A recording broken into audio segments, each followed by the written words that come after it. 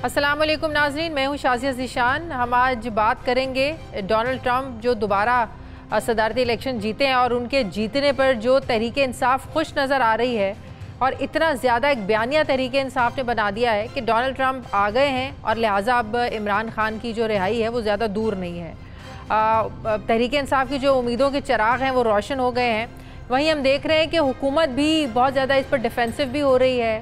हमें वो कुछ मायूस भी लग रहे हैं। एक तरफ ये कह रहे हैं दफ्तर ख़ारजा को ये बयान देना पड़ता है कि अमेरिका जो है वो पाकिस्तान के मामलात में मुदाखलत नहीं करेगा। दूसरी तरफ हमने देखा कि राना सनाउल्लाह साहब ने कुछ दिन पहले ये कहा कि अगर ट्रंप जो है वो इमरान खान को लेकर जाना चाहते हैं तो ले जाएं, आफिया सिद्दीकी के बदले ले जाएं। मतलब ये है कि राना सनाउल्लाह साहब ने कहा है कि मेरी ज़ाती राय है कि ऐसा कुछ नहीं होगा। ख्वाजा आसिफ भी कह रहे हैं कि ऐसा नहीं है कि ट्रंप अपनी सदारत की कुर्सी संभालेंगे और एक फ़ोन कॉल करेंगे और कहेंगे कि इमरान खान को जो है वो रिहा कर दो। एक तरफ कॉन्फिडेंट भी है हुकूमत, लेकिन दूसरी तरफ जो है वो तहरीके इंसाफ का बयानिया इतना ज़्यादा उन्होंने इस चीज़ का शोर मचा दिया है। जुल्फ़ी बुखारी को देख लें, जुल्फ़ी बुखारी साहब ये कह रहे हैं कि मैं जल्द जाकर जो ट्रंप के दामाद हैं उनकी जो बेटी है मैं मुलाकात करूंगा जाकर, और सारी जो रुदाद है जो पिछले 2 सालों में इमरान खान के साथ हुआ है, जो तहरीके इंसाफ के साथ हुआ है, वो मैं सब कुछ बताऊंगा जाके। तो समझ में नहीं आता है कि तहरीके इंसाफ ने क्यों उम्मीदें बांध ली हैं डोनाल्ड ट्रंप से, अमेरिका से। एक तरफ जब अदम एतमाद के वोटिंग के नतीजे में इमरान खान को घर भेजा गया था, उस वक्त यही तहरीके इंसाफ थी, यही लोग थे जिन्होंने बयानिया बनाया था कि अमेरिका की मदाखलत हुई है, अमेरिका कैसे हमारे अंदरूनी मामलात में मदाखलत कर सकता है। किसी को भूला नहीं है, हम भी नहीं भूले, यकीनन आप भी नहीं भूले होंगे तहरीके इंसाफ की वो तनकीद अमेरिका पर, इमरान खान की वो तनकीद अमेरिका पर। जलसे में लहरा लहरा कर वो जो था वो दिखाया गया कि क्या लिखा है, क्या कहा गया है, किस तरह प्रेशर डाला गया है कि इमरान खान की हुकूमत को घर भेजा जाए। तो आज किस मुंह से ये बातें कर रहे हैं, किस जुर्रत के साथ ये लोग बातें कर रहे हैं कि डोनाल्ड ट्रंप आ जाएंगे, डोनाल्ड ट्रंप आ गए हैं, खुशियां मना रहे हैं ये लोग। तो समझ में नहीं आता है कि डूल पॉलिसी जो मतजाद एक सोच है, मतजाद बयानात हैं, ये तहरीके इंसाफ की साख इससे मुतासिर हो रही है। एक तरफ आप लोग कहते हैं कि इमरान खान को निकालने में अमेरिका का हाथ है, आज डोनाल्ड ट्रंप आ गए हैं तो आप लोग कह रहे हैं कि इमरान खान जो है ना वो बाहर आ जाएंगे। तो जो सियासत है, अपने अपने मफादात को देखकर अपने मफाद के लिए कोई मुल्क इंटरफेयर करे तो ठीक है, लेकिन वही इंटरफेरेंस किसी और के लिए हो जाए, किसी और की फेवर में हो जाए, आपके खिलाफ हो जाए तो गलत है। तो ऐसा तो नहीं हो सकता मीठा मीठा हप हप और कड़वा कड़वा थू थू आप लोग तो वो कर रहे हैं। अब ट्रंप ने कहीं 20 जनवरी को जाकर जाहिर है दुनिया की जो सुपर पावर है अमेरिका, उसकी सदारत की कुर्सी को संभालना है। और दूसरी तरफ एक और अहम बात, राना सनाउल्लाह साहब कह रहे हैं कि 20 जनवरी से पहले जो है वो इमरान खान के जो मिलिट्री कोर्ट के जो ट्रायल है उसके फैसले जो है ना वो 20 जनवरी से पहले हो जाएंगे। तो बात यह है कि एक तरफ खौफ तो है हुकूमत को कि कहीं कहते ना इतना शोर मचा दो, इतना शोर मचा दो कि झूठ भी सच लगने लगे। तो तहरीके इंसाफ ने शोर तो वैसे बहुत ज़्यादा मचा दिया, डरा दिया इस हुकूमत को, और हुकूमत डर गई है कि राना सनाउल्लाह साहब ये कहने पर मजबूर हो गए हैं कि 20 जनवरी से पहले जो मिलिट्री कोर्ट है, ट्रायल है, ये 20 जनवरी से पहले शुरू हो सकता है। 9 मई और जो दीगर केसेस हैं वो 2-3 महीने के अंदर अंदर फाइनल हो जाएंगे। तो ये भी हुकूमत की जो बौखलाहट है, एक खौफ है कि कहीं वाकई तो ट्रंप साहब जो हैं वो इतने वेले बैठे होंगे, इतना फारिग बैठे होंगे कि वो आएंगे और कहेंगे कि सबसे पहला एजेंडा ही मैंने ये रखना है कि इमरान खान के लिए मैंने कॉल करनी है और इमरान खान को रिहाई दिलवानी है। तो ये इतना खौफ फैला दिया है तहरीके इंसाफ ने कि हम लोग जो है वो इमरान खान की रिहाई के लिए बहुत पुरुमीद हैं। ये बात तो वैसे जो मुशाहिद हुसैन साहब हैं, जो बाहर की सियासत पर, जो इंटरनेशनल पॉलिटिक्स है उस पर इतनी गहरी नज़र रखते हैं, वैसे वो पिछले 6 महीने से ये कह रहे हैं, उन्होंने ये कहना शुरू कर दिया था कि अमेरिका में एक बहुत बड़ी तब्दीली आने वाली, और तब्दीली यकीनन यही तब्दीली थी। डोनाल्ड ट्रंप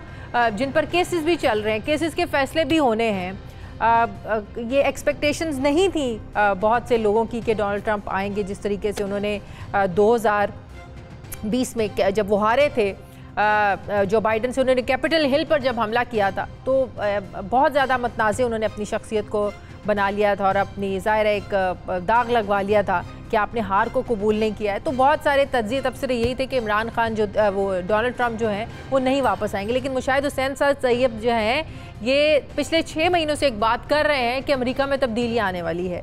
इससे पहले कि वहाँ से अमेरिका से कॉल आ जाए तो बेहतर ये है कि इमरान खान को रिहा करें और सबके लिए लेवल प्लेइंग फील्ड होनी चाहिए। उनको सियासत में जो है ना वो वापस आना चाहिए और जो केसेस हैं ये इस तरीके से नहीं चलने चाहिए। तो ये बात कर रहे हैं, उससे भी ज़ाहिर है वो जो इंटरनेशनल पॉलिटिक्स है वो बड़ी गहरी नज़र रखते हैं।